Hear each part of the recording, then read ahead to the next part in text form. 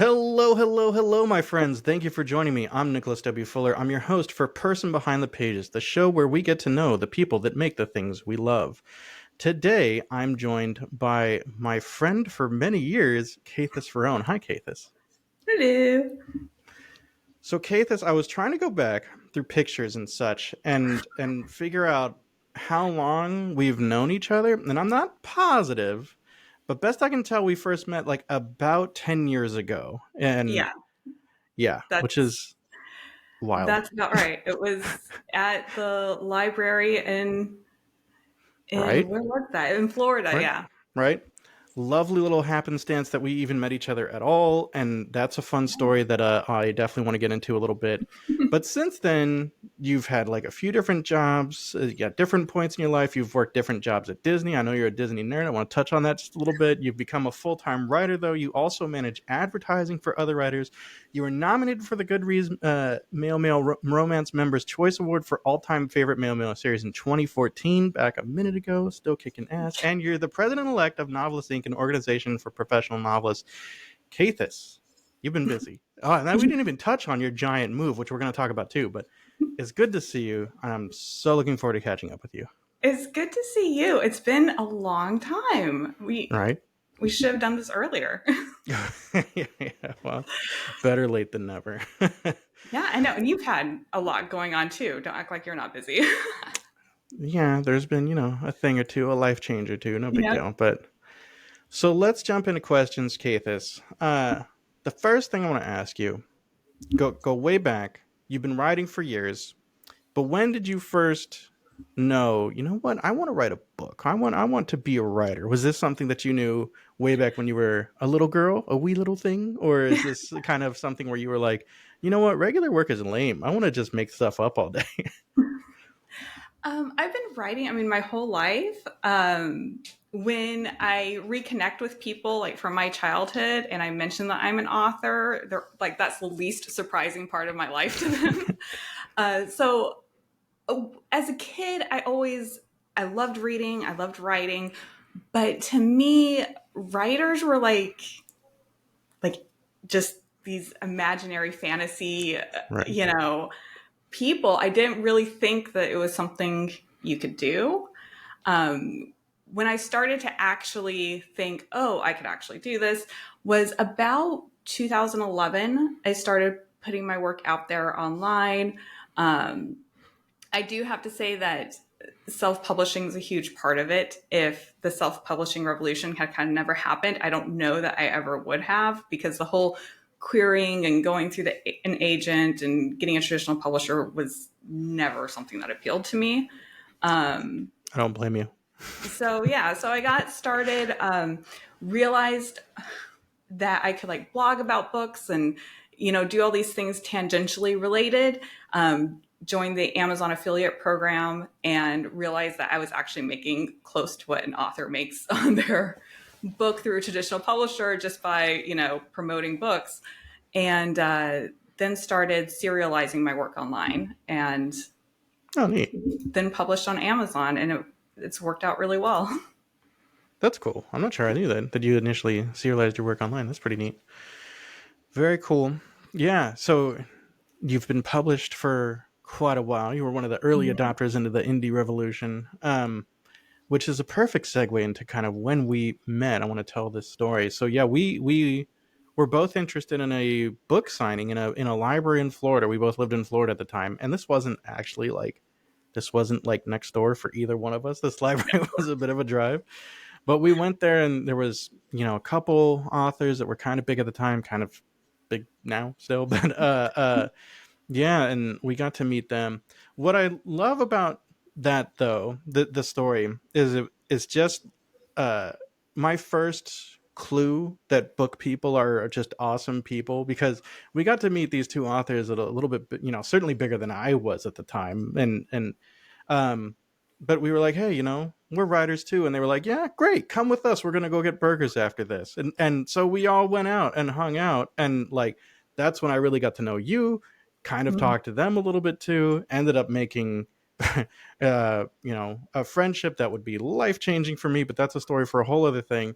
So, Cathis, in that vein, you know, I think that was such a cool story. And again, like book people are awesome people. What's your favorite story of getting to meet other writers?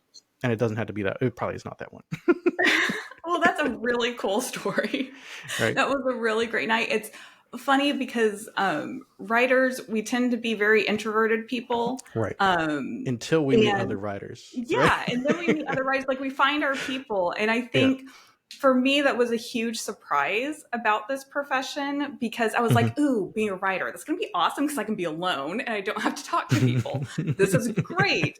But And then here we you meet are ruining readers that. and then you No. meet writers. Yeah. And it ends up being like the best part of the Yes. job is Yes. the people you Yes. meet. So Absolutely. that's actually, I have to say, that is one of my favorite stories about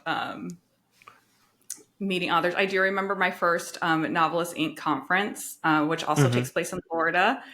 Hmm. And that was a really mind blowing experience because it was the first conference where indies were really a big deal and self Right. publishing was viewed as something As legitimate legitimate. Yeah. Right. and Right. yeah, and a really like a real legit thing you could do. So being able to go there and meet other authors that were doing incredibly well, that were, you know, turning down traditional deals or coming up with their own deals with like print only, which is not really that big a thing that gets done very often. But being able to meet those authors and see, wow, like this could really be something. That was Right. huge. And now Novel Think has become such a part of my life. It's the one conference that I never miss except for during the pandemic. That was the only time that I've missed that conference. And it's a Fair. huge part of who I am now. Nice. So when and what year was the first time you went to that conference? I want to say 2014, but I'm Right. not 100% sure. So they were, yeah, early to the paradigm shift of like, oh, indies are legitimate, Mm-hmm. because Yeah. yeah, there was a while that it was not well regarded, but now indie authors, of course, are some of the most popular books. Sometimes are indie. So It's crazy. Like with TikTok now, as you know, brought in this whole other element where you see authors blowing up. I mean, the kind of success that was just unthinkable, you know, right, years ago is now becoming, I won't say common, but, you know, more and more common. It's now really 50-50 is the hot book right now, an indie or a right, traditionally published book. You don't really know till you go check. right, and then sometimes it's even like you don't even. It's not if the indie has done a really good job, it's not immediately obvious whether they're indie or traditionally, which is interesting. So, all right, we're going to take a bit of a shift here in the conversation for just a minute, but we'll get back to like books. But for a minute, I want to talk about one of the greatest creative forces in American history, Disney. I know you love Disney. I do too. I love the idea of like the happiest place on earth and the clean, family, friendly fun. I think that's really nice. I know some people have their problems with Disney, and some of that's legitimate. But like overall, I think that it provides more positivity, at least in my life, than it does negativity. So, good fan of Disney. What do you love about Disney? And keep in mind, we only have an hour, so I love how with Disney, I think what makes their theme park so successful is the way that storytelling is the center of everything.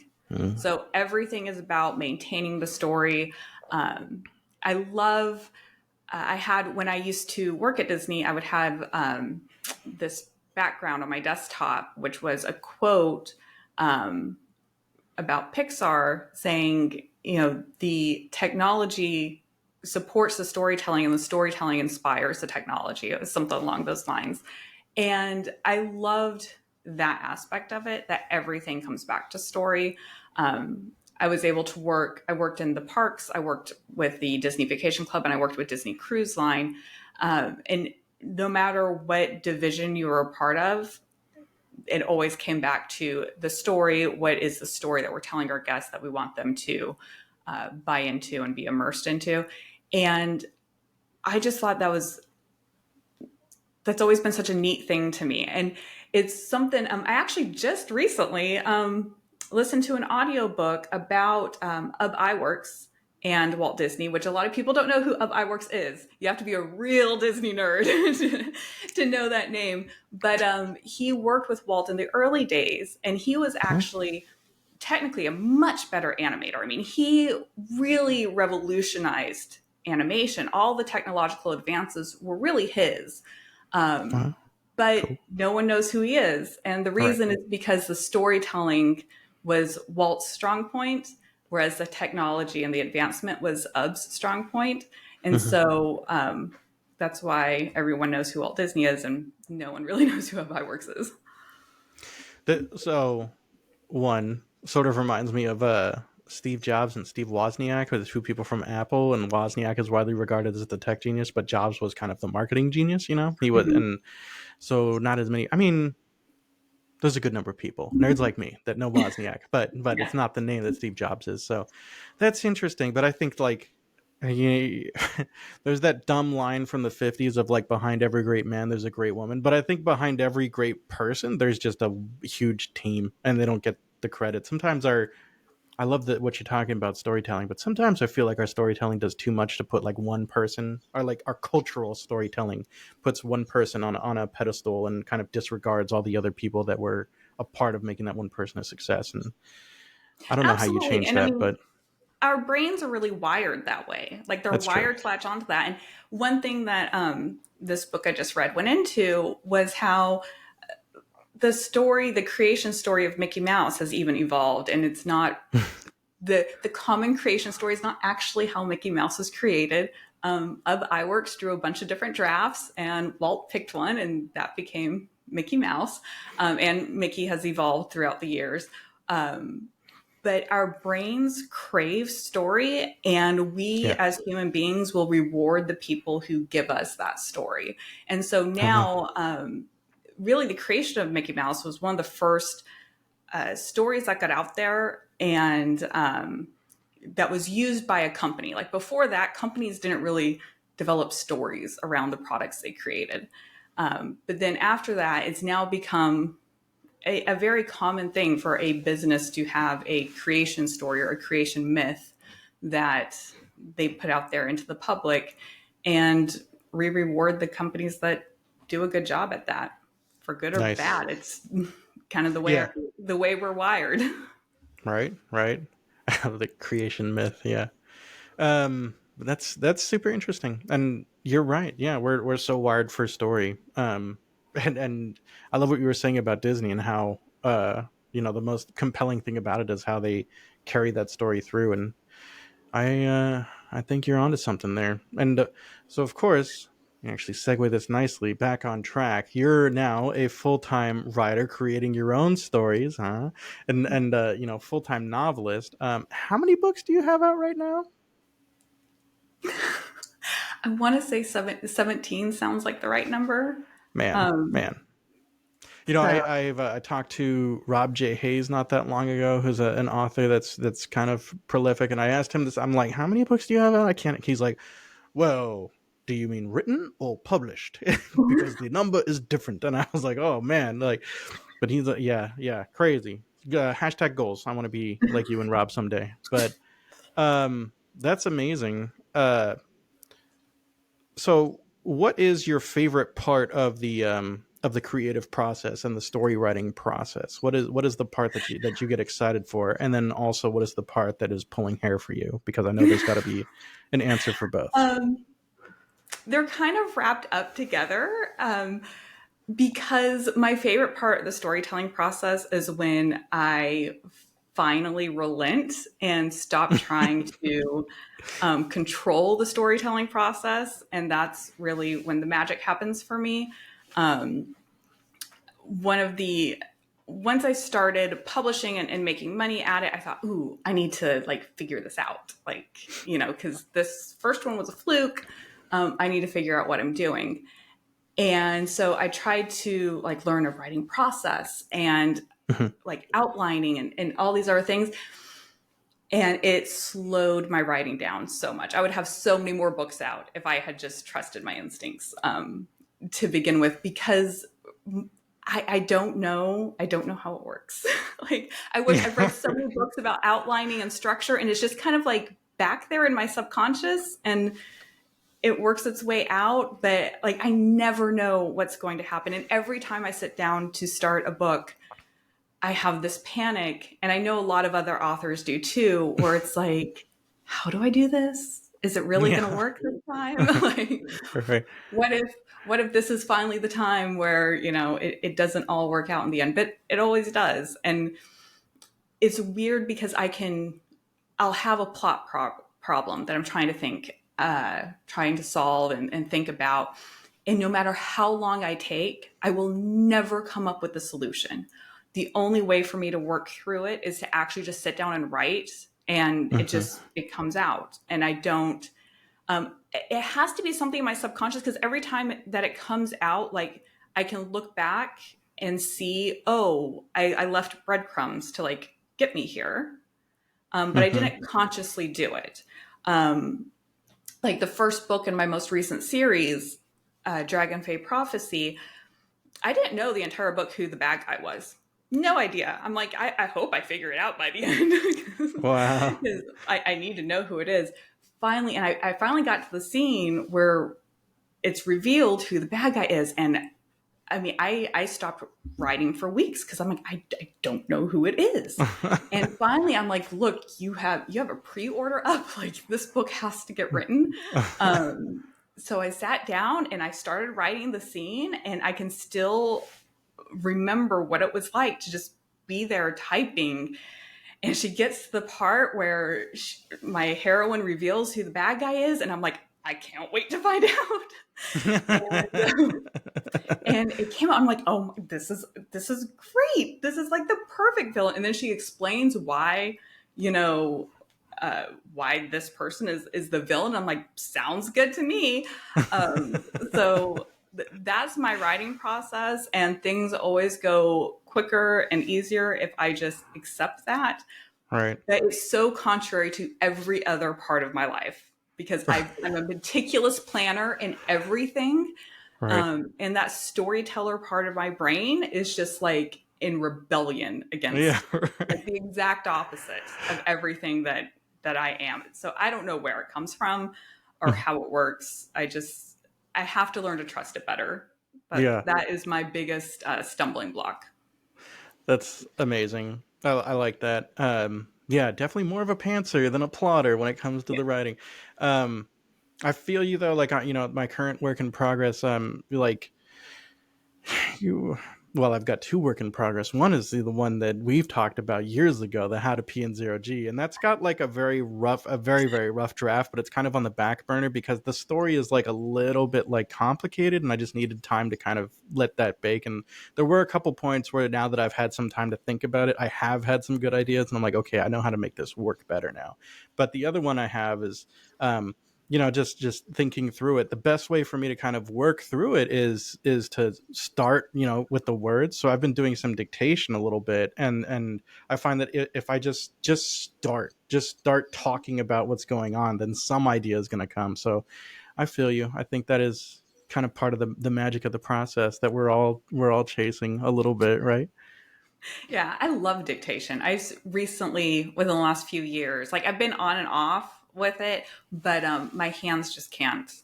Like I have to have a Mm, break sometimes, right, and I like right. walking. I like pacing while Yes, I dictate. yes, So yes, um, absolutely. Yep, yeah, I yep. love it. I actually use just my AirPods, and then on the iPhone it has that voice memo app, and I That's so, save them all to that, yep. and then get them transcribed. So it's That's so funny. I was looking for my, so I bought, like, I was doing the same thing with my phone, and the Google recorder app on my Android phone, my Pixel. Google has like their own whatever recorder on the Pixel phones, but it'll do a transcription.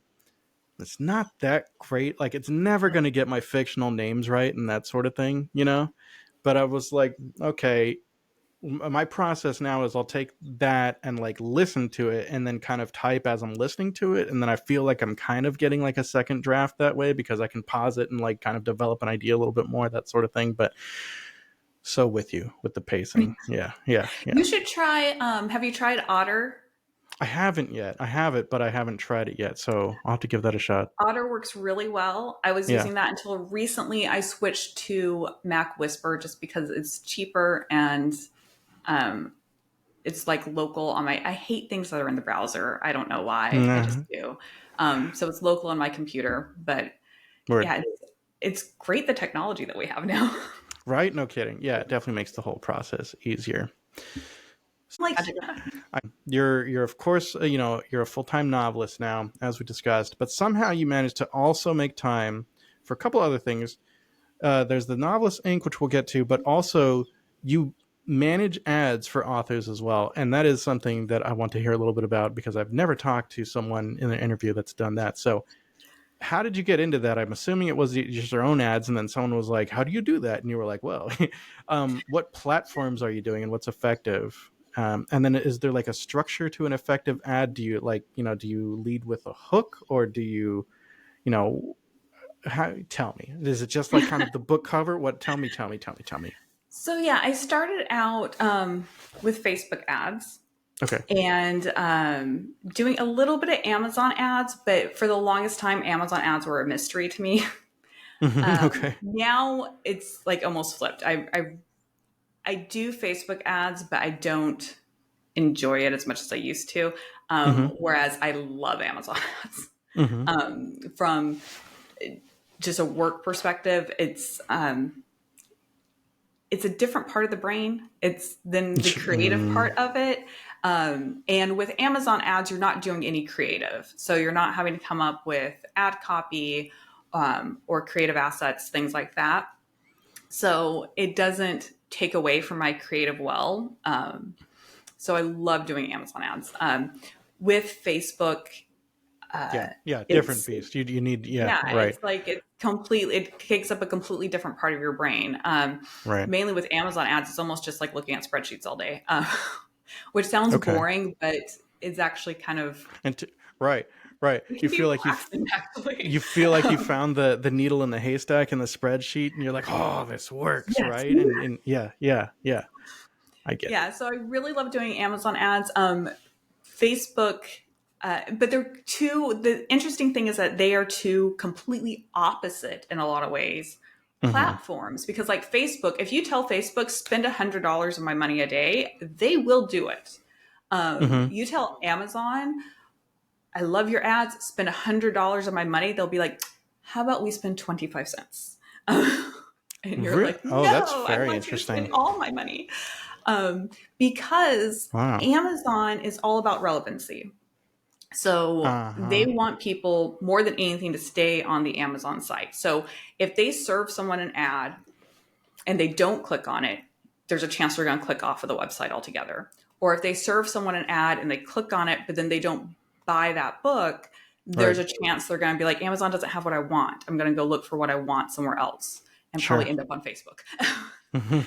So with Amazon, relevancy is really the name of the game. So for that reason, they don't just spend your money. And the fact of the matter is, they don't have enough inventory of ad space to actually spend all the money that people want to spend with them. So Wild. very, very opposite to Yeah. Facebook.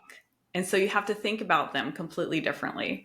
Yeah. Um, I got started, I was doing my own ads, and then I just had friends asking, like, can you do my ads? And so it kind of spread by word of mouth. And then it got kind of big. Sure. And so now I do that under the name Brand One Marketing is my company. And I mainly do Amazon ads. But sometimes I do Facebook ads. Yeah. But with Facebook ads, I always tell people, it's all about testing. One, what works today will not necessarily work next month. What worked a Right. year ago, not really working today. So you constantly have to Right. be testing. And with Facebook, your ads tend to get worse over time. Whereas Okay. with Amazon, as you're building that relevancy, as Amazon sees more sales history and more sales history from your ads, they actually tend to perform better as they age. So it's a complete That's flip fascinating. flop Yeah. of Facebook. And then the other thing with Facebook is that you're sending what most authors do is traffic ads to their Amazon page. Okay. That's the majority of what authors do. And that is the lowest quality traffic that Facebook has. Um, Now we have more and more authors selling directly from their website, which is Hmm. great. And it's great from an advertising perspective because now you can run sales ads and use the Facebook pixel. There were some workarounds to do a Facebook pixel before with traffic ads, but it was very clunky and did not work great. But when Hmm. you do a sales ad to your own website, to your own Shopify store or WooCommerce or PayHip, whatever you're using, um, that's really what Facebook is great at. Yeah. So, for instance, if Facebook, because Facebook tracks us all, they know everything. They know. Um, Yeah. Yeah. Yeah. They're if listening right now. Yeah. Yeah, exactly. Yeah. If you're someone who clicks on an ad and spends $100 at a store, Yeah. you are more valuable than someone who clicks on a traffic ad. So Facebook on a traffic ad, they're not going to send your traffic ad to that person who clicks and spends $100 That on a makes sense. Shopify store. That makes sense. They're going to save that for the person. And that's why on sales ads, your cost per click tends to be higher Sure. because it's higher quality traffic. And that's one thing that I've spent so many years trying to tell authors, do not worry about your cost per click. Cost per click is so a meaningless metric on Well, Facebook. I'm glad I didn't ask you because I was thinking about asking you like average cost per click, but never mind. Forget that. No. Because here's the thing, you can put together an ad that gets Yeah. really great cost per click, but it doesn't convert. And Right. so Right. it Right. doesn't Right. matter if Right. you're paying 10 cents a click or 2 cents a click, which Sure. I've gotten ads to do, if they're not converting. If I'd it, rather yeah. pay, 45 cents a click even if it's going to convert. Sure. Um, so always test, always That's use, wow. yeah, always look So at you, your return. Don't look you, at the cost. of course, no, makes complete sense. You're able to get conversions for 45 cents a click, though, huh? Well, okay, So, so doing traffic ads. So Amazon recently, not super recently, but they started doing attribution links, so you yeah. can actually track your advertising that you do on Facebook to Amazon. And I would say average cost per click is about 25 cents for a great converting ad on Wow. Facebook to Amazon for a traffic ad. For a sales ad, Uh huh. that is not at all. That does not apply at all. Cost per click, you don't want to totally ignore it because it can Sure. tell you problems that you have with your ad. If you have a high cost per click, you do want to bring it down, but that's not the goal of your ad is not to get the lowest cost per click. The goal of your ad is Yeah. to sell Get, whatever it is you're selling. right. Right. Right. And I think people focus too much. And especially before we had the attribution, it's all you really had to go on. And so people were optimizing for that. And I'm like, you guys, you're not like, Right. focus on the conversion Right. and not so much on that cost per click. And what people found is that once Amazon attribution came out, is that their ads with the higher cost per click converted better than their ads with lower cost per click in general. And you said, So, I told you. So I Yeah. mean, there's reasons why low cost per click tends to be because you have a great image, and not to say that you can't have a great image with a highly converting ad, but people click on shiny things and they get to this book page on Amazon. They're like, "What? I clicked on a cool picture of a wolf." You know what drives What me is this? nuts right now with Facebook ads, or even posts, I guess, but they structure the image to make it look like it's a gallery, like it's a Facebook gallery. Like, oh, click here for and there's more pictures, and then I click it and it actually links me over to some other bullshit site, and I'm like, you assholes, oh, Yes, man, and that's like a recent thing, like within the last right, month or two, that they've right. done that, and that's so annoying. I hate I've the also seen, misdirection. Who gets yeah, they do misdirected like that. that and is happy? You know? I know. Exactly. Who is this a good experience for? Who's Right, right, winning? right. Yeah. I can't. Yeah, it Um, can't be good for the advertiser either because no one. Yeah, yeah. Anyway, so interesting. whereas like with Amazon, and Amazon ads have gotten so much better over the last few years. Mm-hmm. And once I figured those out, it was like mind blowing. Ah, right, right, right. The really cool thing about Amazon ads is that they have that relevancy component. And so the more relevant your book is, you can, like, I love getting to this. There's this magical spot that happens where you're upping the bid, but your cost per click is going down and down and down because Hmm. you've built up so much relevancy. And that is just when the magic happens on Amazon. And Nice. that's really what I love. Super interesting. I guess someday I might be coming to you, but I've heard kind of in not directly, but more in generalities and like kind of ongoing conversations on the internet. That there's a feeling that for indies right now to be successful, you need to be spending quite a bit of money on ads. Is I mean, obviously you're doing ads, but like, do you think that's on the scale of absolutely that is the word of God truth versus like no that's complete crap? Where do you think that is? I think it really depends on the individual author. I think for a lot of authors, ads is a great way to burn money. um, Yeah, yeah. and and not much else. The thing is that you can absolutely. I know people who are super successful without ads. Um, Hmm. they tend to have a book that is written very well to market, and kind of the funny thing about that is that books that are written really well to market are also really easy to advertise. And Oh, really cheap to okay. advertise. So they could do well with ads, um, especially now with TikTok. You, I mean, TikTok is a great way to get your book out there and not spend any money. And I know a lot of authors who have just had phenomenal success because their book took off on TikTok. The Hmm. important thing to remember, and money is not the goal for everyone. And I Sure. think that gets lost a lot in the conversation. There are people who are like, as long as I can pay my bills, don't really care. But the things that make a book easy to advertise, basically, if you write your book to market Hmm. and you have those things that readers like, it can become a viral hit without needing to spend money on ads. But it would also advertise well because it has those things that are has those tropes, those things that readers really latch onto. So for me, when talking with other authors, I always like say, what's your goal? If your goal is money, then the first thing to focus on is writing a book that the market wants. And a lesson that was very hard to learn in the beginning for me is that if your quirky little reader heart looks at the market and sees that what you want is not there, you did not find a hole in the market that can be filled. Okay. You found a black hole into which your dreams and money will Oh. just get sucked into. Oh. Um, because that's, I mean, and I think a lot of writers are this way because writers tend to read very broadly. We tend to read more broadly than the average reader does.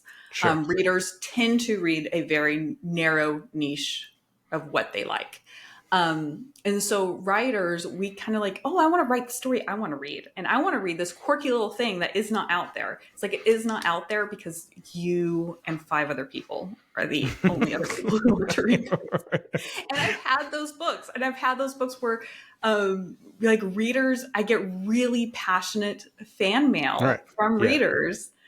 And I'm like, great, you can join the club of 20 people that really, There really are like. dozens of us, right? Yeah, exactly. Um, and so, because when you start out, you're like, oh, I'm going to do something different. And it's like you want it to appeal If your goal Right. is to have Right. financial success, you want it to appeal to the market of readers that's out there. Right. And so that's a really convoluted answer to your question. No, no, no. I think that's good. Yeah, that's very interesting. So, and one of the things I will tell writers, if you're looking to, if you haven't had a book hit really well with the market and you're wanting to go in that direction with your next book, scroll TikTok and you will very, very quickly get a feel for what readers in your genre want. And of course, look at book talkers that are in your genre. Don't go looking wide. You want to know what your readers, what your potential readers want. And you will very, very quickly see what it is they like and what they want. And if you want to write that kind of thing, like I'm a very intuitive writer. Like I said, I can't really plan my books very well.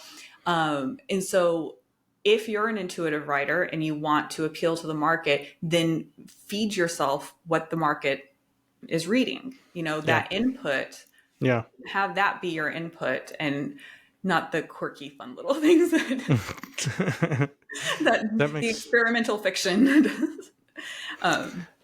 That's something makes else.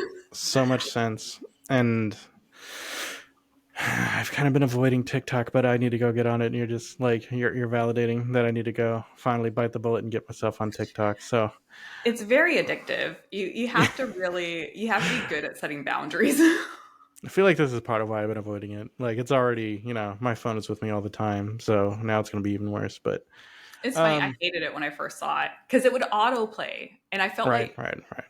I feel old, but I'm like I don't want stuff to autoplay on my phone. Right. Like, you're loud and I want annoying. to click play. Dang it! Yeah, yeah, yeah. So it took me a long time to warm up to it. Yeah. So you're writing, you're doing ads for yourself, for other authors. You're also president elect for Novelists Inc., which is an organization for professional authors. So clearly, you're super bored all the time and just filled with no. But I want to get into kind of your daily routine. But before that, I would love to hear a little bit about Novelists Inc. Like, who's it for? What does it do? What is the value that Novelists Inc. is kind of bringing to the members? Yeah, Novels Inc. The great thing about Nink, as it's Sure. kind of known, is that it is for writers who are already making money with their writing. Hmm. So when you look at a lot of writers' organizations, there's a lot of organizations that are geared towards aspirational authors, Right. which is great because we all start there and we all need that when we're starting out. But then you get to a time in your career where it's like, okay, well, where's the advice for where's the advice for me? What do I do now? I'm making Right. some money. I would like to continue making money. How do I do that? And that's really where Novelist Inc. Kind of steps in. Our big draw for our members is our yearly conference, which is currently held in Florida every year. And it was one of the organization and the conference was one of the very first to be friendly to indies. And again, I think that's because the focus of the organization has been on the career aspect of it, Right. the career aspect of being a novelist. So, in order to join, you do actually have to meet certain income requirements. You have to have at least 2 full-length novels that are published, and each of those, if you're self-published, needs to make you at least $5,000 a year, so $10,000 a year total between the 2 titles in a 12-month period in order to join. So even I'm doing the so, math in my head. Yeah. Okay. So that's pretty good sales actually. That's above average sales, oh right? yeah, yeah, Yeah. average for like the whole market. Yes, that's Right. Right. Yeah. Yeah. yeah. So yeah. So having that as kind of the entry requirements means that when you come to a NINC conference, you're not going to be sitting there in a session going over like how to upload your first manuscript to Right. Yeah. How to plot KDP. your first novel. Yeah, Right. Yeah. Yeah. exactly. Right. And everything's kind of geared towards even like our craft, because we do try to focus on craft as well. And we're for all genres, so we're not exclusive to one genre like a lot of other organizations are. But even like our craft classes, it's all about how to get readers hooked into your story so they're going to keep buying your stories or keep borrowing them in Kindle Unlimited or getting them from the library or whatever. And so, I mean, Nink has really been really on the forefront of a lot of neat things in the industry. So it is, for years, it's been the only conference that I've done. It's my one like do not miss event of the year. And so when they asked if I would be president elect and then I'll be president next year, I was like, yeah, absolutely. I mean, it's been a huge part of my journey, and it's a really small conference, which is great too because you're not overwhelmed with a lot of people. You get to know each other really well. You also get FaceTime with reps from all the different retailers, Oh, and from a nice. lot of different companies like Drafted Digital and Book Funnel and Readsy and all these companies that are there to support authors. You go to the Novelist Inc. conference and you get FaceTime with them. I mean, when I was starting out, it was great to have a contact at BookBub that I met at the NINC conference. And so I was able to reach out with questions and different things as I was, progressing through my career and making use of BookBub's featured deals and then their advertising, their pay-per-click advertising. So those, that aspect of the business, those relationships, you can't really put a Right. value on them. And that's how you also, people wonder today, where do you go? Like, where do you find out what to do? Where do you find out, how to go to the next level? And that's how you go to these conferences. You go to the NEAT conference, and then those friendships and relationships you make there, those are, where those high level conversations happen. Is not always necessarily happening, super public in a forum or anything. It's happening, Right. in small group chats, and, we're going to try this Uh-oh. and report back, and we're going to try that. And it's, it's a really invaluable resource, in my opinion, for writers. And then we also have a monthly newsletter that goes out to all of our membership. These next few months, we'll be recapping the conference for those who weren't able to attend. And then we provide, great advice and discounts. And we have a couple other perks for our members that you can access. So Nice. yeah, that's Nink in a nutshell. Nice, nice. Very cool. Yeah, sounds like a great organization for for those that are able to join, which I am not in that club yet, but but someday, someday. Okay, so you mentioned that you've got a couple different projects that you're excited for, which is perfect. That my last question: what are you working on now? So I have two big projects I'm working on. One's more business related, one's a little bit more creative. But I'm actually going to be starting my own direct store from my website. Okay. Okay. Okay. So I'll be selling directly both my ebooks and my paperback. So I've taken all my ebooks out of the Kindle Unlimited platform on Amazon, which was a little nerve wracking, but Right. but I've always been passionate about being able to do what I want to do with my intellectual property. So I'll be Mm-hmm. selling direct. That actually might be launched by the time this goes up on YouTube. Ooh, So that's imminently happening. nice. The other thing is that I'm so excited for this, and I don't know why I didn't do it earlier, but I am finally getting back to my roots, and I'm going to be serializing my fiction again. Oh, Um, nice. Okay. Okay. so I am so like I can't tell you how excited I am about that. One of the things, uh, so I did that when I got started. I Mm-hmm. started out serializing, and then I would actually at the end of each chapter, I would, serialize on a blog. And then once the book was done, I'd be like, hey, if like you can read the whole thing for free, just come back every week. You'll eventually get the whole book for free, or you can go get the book. And I was shocked at how many people went and got the book. Mm-hmm. Mm-hmm. So I've decided to start doing that again because I liked the consistency of it. I liked the interaction with readers Sure. from it. So uh, I'll be launching that. I wanted to get it out by the end of the year, but I'm not sure that it's going to happen.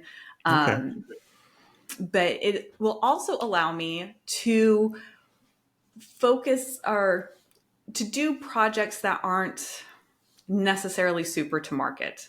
I have a Sure. series I've been wanting to finish for a while, and I get emails all the time about it, and I can't financially justify doing it. So this is going to be kind of a platform for that.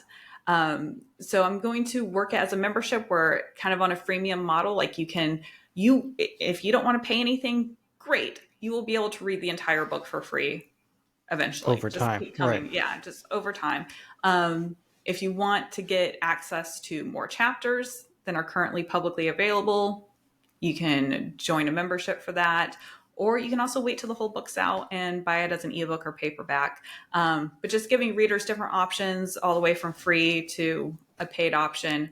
And then it also gives me a little bit of the freedom to do the projects that I want to do. So I'll be Right. finishing out a series that I have left hanging for way too long. Um, I'll also be I'll be starting the next. So I have a universe that I write in. I'll be starting my next series, and that universe is going to be serialized. Very excited about that. I also have a book that, and so those two are the two stories that are going to be on the site at launch. Hmm. And they are works in progress. But I also have a fantasy that I have been working on off and on for years that I will finally be able to do. Because it doesn't really, it is not super, it doesn't adhere to one specific genre very well. I'm a little Okay. Okay. crazy with what I like to write. So this is a way that I can get that out into the world through my own site. So have a great fantasy book that I'm really excited to finally get out into the world after years of thinking about it and working about, which is kind of how my creative process works. Like, I tend to write really fast, but I kind of marinate in the world for a really long time, Yeah. and then the story comes out. And then I have a super secret project, which I can't. I've told a Man. couple of friends about, and they're like, if you tell people about that, your readers are going to riot until you do it. So I have to wait till I'm closer to it actually being done to Nice. officially announce. But with the launch of my membership, I'm really excited to be able to get a lot of these projects out that have just not been a great fit for the Kindle Unlimited model. Right. Right. Super cool. That's pretty neat. Um, is the membership going to be Patreon, or are you doing it like integrated onto your own site? I'm going to do it on my own site. I'm very Okay. fanatical about keeping everything on my own site. Okay. Cool. I've been in internet marketing for a really long time. I mean, since like 2004, I Hmm. started in internet marketing. So I have seen so many companies come and go Right. that I have trust issues. Yeah. Like And everyone reasonably likes to so. use like link shorteners. Like I see authors Yeah. love using link shorteners, and they're all like, "Oh," and I won't name any of the ones that they use because I mean they're all great companies. But I read all the companies that were sure things and that everyone was using for link shortening when I got started. None of them exist anymore, Right. and Right. so it's like that's a lot of dead links out into the world. So I I'm very fanatical about owning as much as I possibly can Such a of good my point. process. Yeah. Smart. Smart. Yeah. Well, I'm excited. I'm excited for like all this new stuff. That's pretty cool. Man, it's And I mean, direct go ahead. sales and memberships are something that you learn a lot about at Nink. So, final plug for There you go. for Nink. That is something that we talk a lot about at our last conference. That was a big. Everyone was talking about it, not just in the sessions, but also at the bar at night. That's really what the conversation kept Yeah, going yeah. around to was direct sales, having more of a direct connection with our readers, because we've kind of grown as an industry enough to where I won't say we don't need Amazon or that Amazon isn't an important part of an author's journey, Right. but readers, if we give them the chance, they will be loyal to you as an author and not to a platform, whether that's Right. Amazon or Barnes Noble or Kobo or whatever, Google Play, whatever. We want our readers to be loyal to us and not to the platform that they prefer reading on. So we're really kind of going through this renaissance of how do we encourage that interaction? How do we encourage that loyalty between readers and the authors that they love? Nice. Yeah, makes sense. I mean, that's what it's about, right? Man, I feel like I could nerd out with you about ads and, direct sales and stuff for a while, but maybe we'll have to do that but another time. But this has been super fun. Really cool to hear about, your move and your work, all this good stuff.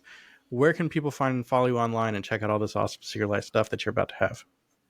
Well, Brandwood Marketing is my ads company. So Mm-hmm. brandwoodmarketing.com, BRANWEN marketing.com. And then my site for all of my fiction is caethesfaron.com. So CAETHESFARON.com. And yeah, I'll link to. I'm not really active on social. I feel like I'm active because I scroll a lot on social media. But like, if you actually go and look for me on social That's media, you funny. will not find anything. You're an active consumer. Yes, exactly. That's So funny. I'm going to try to get better at that. I am working on putting myself out there more on social media. Nice. Nice.